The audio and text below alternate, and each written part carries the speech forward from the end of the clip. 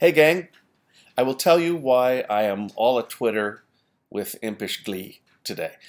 Today's message is called No Stakes, No Objectives. And I'm filled with impish glee because of the fact that I am going to probably get in trouble for what I'm going to say to you.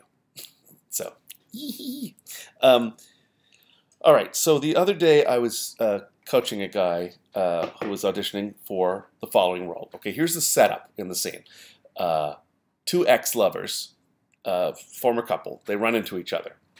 And as they're having this awkward conversation, the girl's new boyfriend comes up, doesn't know that they're exes, is very happy to meet the guy. The character's handsome and he's self-effacing and he's funny and he's easygoing and he's just lovely, and it says you can't help but like him. That's the description of the character. And then off he goes. And he's there as a device to make something happen between the couple, right? To make awkwardness or regret, whatever the story is. Now here's the problem. When we go to acting class, we are taught, rightly so, to look for the character's objectives and the character's stakes. Objective meaning, what does the character want in the scene? Stakes meaning, why is it important? What drives it?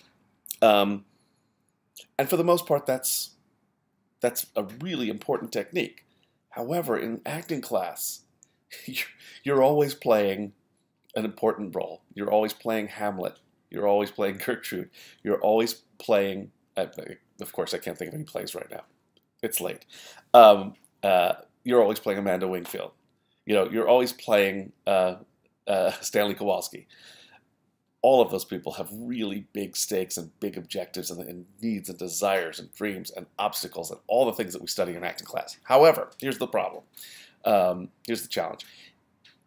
Particularly in television and particularly with smaller roles, sometimes that can be a trap that will lead you to making the character much too complex and important for what the character needs to do in the story, which I talk about in my class, finding the character's job in the story. So in the example I gave you, what's the new boyfriend's objective? He's coming over, he's saying hi to his girlfriend, he gives her a cookie and says, "I'll see you inside." His objective is to give her a cookie? It's a small objective, tiny little objective. And what are his stakes? Nil. Sorry, acting teachers.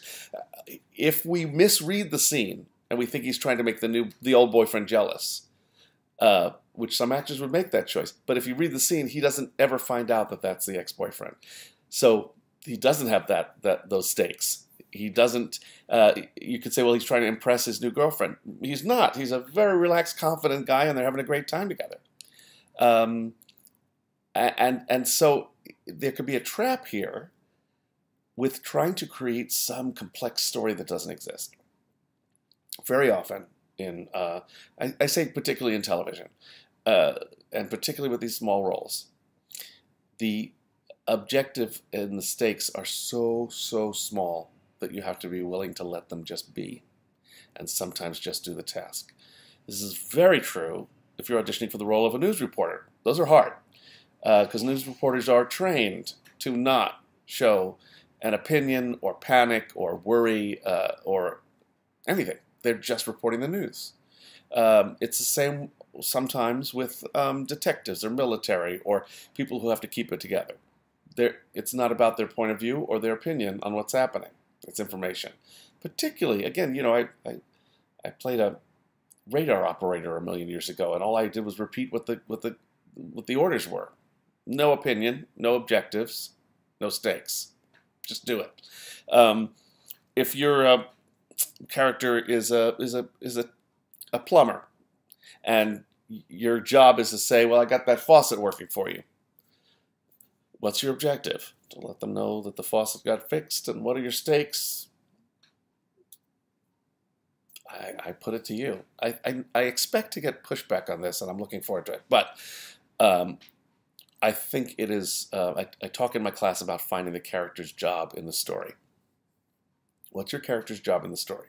In the example I gave you, his job is to stir something between those two former lovers. And if he were to play a strong objective and strong obstacles, he would be not fulfilling his job in the story. So particularly when you're going in for small roles, look at what it is and be willing to just do that task without a spin and without a huge stakes or objectives. I've said it. Now I've said it out loud. I can't take it back. I mean, I could edit it out, but I'm not going to. Share your thoughts with me on this. I'm always willing to learn. I could be wrong, but I'm not. I'm really not. All right. I look forward to seeing you all next time. I'm going to think some more about this. Bye.